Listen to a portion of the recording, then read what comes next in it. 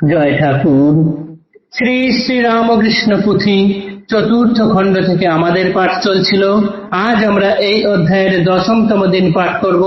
পর্ব 720, পৃষ্ঠা সংখ্যা 467 এর অর্ধেক থেকে 468 এর অর্ধেক পর্যন্ত। এর আগের দিনের পাঠে আমরা দেখেছি ঠাকুর শ্রী শ্রী রামকৃষ্ণদেব রঙ্গমঞ্চে গেছেন গিরিশের সঙ্গে দেখা করতে। সেই রঙ্গমঞ্চে বা থিয়েটারে গিরিশের সঙ্গে দেখা করার পর গিরিশ রঙ্গমঞ্চে উপস্থিত সমস্ত কলাকুশলীদের ডেকে নিয়ে, কুশীলবদের ডেকে নিয়ে ঠাকুরের কাছে এনেছেন, প্রণাম করিয়েছেন, তাদেরকে আশীর্বাদ পাইয়ে ধন্য করেছেন। সেখানেই নটি বিনোদিনীও ঠাকুরের আশীর্বাদ পেয়ে ধন্য হয়েছেন, তার জীবন পাল্টে গেছে। এই ঘটনা আমরা দেখেছি। তারপর পুথিকার বলছেন যে আর একদিন রঙ্গমঞ্চের মধ্যে ঠাকুর কি কাণ্ডটা করলেন বা কি কাহিনী হলো সেটা এরপরে বলবো, তোমরা শুনবে। এইটুকু আমরা এর আগের দিন পাঠ করেছিলাম। পরের অংশ আজ পাঠ করছি। বিবিধ ভাবের ভক্ত প্রভুর প্রিয়ারা, আজি দিনে অনেকেই সঙ্গে আছে তারা, উচ্চতর কাষ্ঠাসনে প্রভুর আসন, চারিদিকে বেরিয়া তাহার ভক্তগণ, জানুগারি গিরিশ বসিল গিয়া শেষে, নিম্ন ভাগে ঠাকুরের চরণের পাশে, সুরায় বিভোর অঙ্গ চিত্ত মাতোয়ারা, অকুত সাহস যেন ছাতি ধরা বেড়া, জনমের যত কষ্ট স্মরিয়া অন্তরে, পারিতে লাগিল খালি গালি প্রভু বরে, খেউর পচাল ভাষা সুকটু বাখান, আদি রস নাহি জানে যাহারও সন্ধান, নাট্যকারে নিজে তেহ কবির বদন, নূতন সৃজিয়া গালি করে বরিশন, নাহিবাদ মাসি পিসি জনক জননী, নীরবে শুনেন সব প্রভু গুণমণি, অবশেষে গিরিশ কহেন প্রভু দেবে, স্বীকার করহ মোর ছেলে হতে হবে।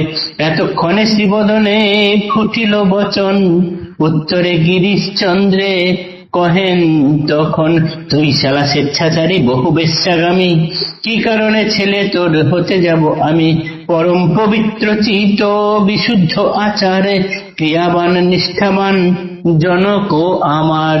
এই রূপে দ্বন্দ্ব কথা হয় অনর্গল, অবাক হইয়া শুনে ভকতের দল, কেহ কিছু কহে নহে কাহার সকতি, কিন্তু সবে মহারুষ্ট গিরিশের প্রতি, দয়াল প্রকৃতি প্রভু বালক আচার, স্বার্থ শূন্যে কামনা জীবের উপকার, থিয়েটারে কেবল লম্পট বেশ্যালয়ে, তথা তিনি তাহাদের ত্রাণের লাগিয়ে, তাহা না বুঝিয়া মনে বিপরীত ডালি, পেট ভরে পিয়ে সুরা কটু ভাষে গালি, ভক্তির বারতা কিছু বুঝা নাকি যায়, নানা ভাবে ভক্তিভাব বিকশিত পায়, ভক্তিভাব প্রত্যেকের ভক্তের স্বতন্ত্র, একের ভাবেতে লাগে অপরের জ্বর, সকল ভাবের ভাবি কিন্তু যেই জন, তাহার নিকটে সব সমান রকম, গিরিশের ভাষা আজি প্রভু ভগবানে, বড়ই লাগিল কটু ভক্তদের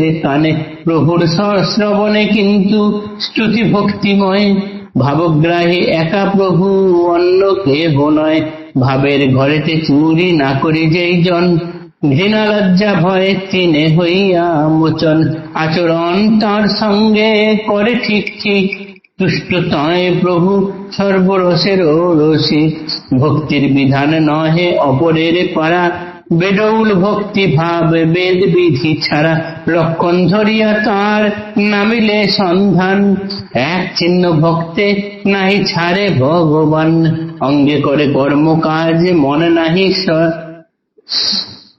সরে, কম্পাসের কাঁটা যেন সতত উত্তরে, প্রভুর চরণ পদ্মে এক টানা মন, ইহাই কেবল এক ভক্তের লক্ষণ, অন্তর জগৎ নামে যাহা যায় শোনা, লীলায় তাহার এক বিস্তৃত বর্ণনা, উপমা ধরিয়া এই মাত্র যায় বলা, অন্তর জগৎ মূল টিকা তার লীলা, গালি দিয়া প্রভু দেবে গিরিশ এখানে, শিরে ধরি পদরে নু চলিল ভবনে, পরিহরি সেই ক্ষণে রঙ্গের আলোয়, বিষণ্ণ কি ক্ষুণ্ণ মন তিল মাত্র নয়। ঠাকুর আরেকদিন গেছেন রঙ্গমঞ্চে, তাকে কাঠের বসার আসন দিয়েছেন, তার আসন উঁচু। গিরিশ ঘোষ কি করলেন, অন্যান্য সমস্ত ভক্ত আছেন ঠাকুরের সামনে বসে, গিরিশ ঘোষ ঠাকুরের পায়ের গোড়ায় গিয়ে নতজানু হয়ে হাঁটু গেড়ে ঠাকুরের সামনে বসলেন। সমস্ত তার অঙ্গ সুরাপানে একবারে ভুরভুর করছে গন্ধ, তিনি আকণ্ঠ সুরাপান করে এসেছেন, মদ খেয়ে এসেছেন।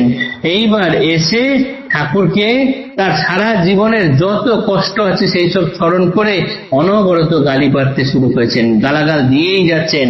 তিনি নিজে নাট্যকার, তারপরে আবার কবি, তিনি নাটক লেখেন, তাই নতুন নতুন ভাষা দিয়ে নতুন নতুন গালাগালি তৈরি করছেন আর ঠাকুরের উপরে সেগুলো বর্ষণ করছেন। সেই গালাগালির মধ্যে বাপ মা মাসি পিসি কিচ্ছু বাদ যাচ্ছে না, ঠাকুর সব কিছু চুপচাপ শুনছেন, কোনো উত্তরটা দিচ্ছেন না। এরপরে গিরিশ ঘোষ গালাগাল দিতে দিতে একসময় বললেন যে ঠাকুর তুমি বলো, তুমি কথা দাও যে তুমি আমার ছেলে হতে যাবে। তখন ঠাকুর বলছেন যে আমি কি করতে তোর ছেলে হতে যাব শালা, আমার বাবা হচ্ছেন একজন বিশুদ্ধ আচারের ক্রিয়াবান নিষ্ঠাবান ব্রাহ্মণ, সৎ ব্রাহ্মণ, তার ছেলে আমি কি করতে তোর ছেলে হবে। এই নিয়ে নানান কথা কাটাকাটি ঝগড়া ইত্যাদির মতো হচ্ছে। তার এই কথা কাটাকাটি বা গালাগালি সব শুনে অন্যান্য ভক্ত যারা আছেন তারা সবাই রুষ্ট হচ্ছেন, অথচ গিরিশ ঘোষের সামনে যে মুখ ফুটে বলবেন সে সাহস কারো নেই, ফলে কেউ কিছু বলতেই পারছে না। ভক্তির কি অপূর্ব লীলা, কাকে যে কখন কোন দিক দিয়ে ভক্তির ভাব প্রকাশ পাওয়া যায় কেউ বলা যায় না।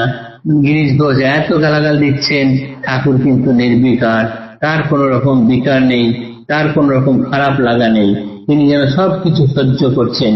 তুষ্টতায় প্রভু সর্বরসের রসিক, আচরণ তার সঙ্গে করে ঠিক ঠিক, যে যেমন তার সঙ্গে ঠাকুর তেমনই আচরণ করেন। এখানে মাতাল হয়ে আছেন গিরিশ ঘোষ, ঠাকুর তাকে তেমন কিছুই বলছেন না। এরপরে গালাগাল দিতে দিতে ক্লান্ত হয়ে তারপরে গিরিশ ঘোষ ঠাকুরের চরণ দুটি টুক করে প্রণাম করে সোজা গটগট করে বেরিয়ে চলে গেলেন থিয়েটার ছেড়ে নিজের বাড়ির দিকে। তার মন এত গালাগাল দেওয়ায় ক্ষুণ্ণ না বিষণ্ণ তা কোনো কিচ্ছু বলে দেখে বোঝা যাচ্ছে না। তিনি কোনো কিছু ধার ধারেন না, তিনি যেন সর্বদাই নির্ভীক অকুতভয় তিনি সোজা বাড়ি চলে গেলেন। তারপরের দিনের কথা আমরা আগামী দিন পাঠ করব। আজকের পাঠ এতটুকুই থাকলো। জয় ঠাকুর, নমস্কার।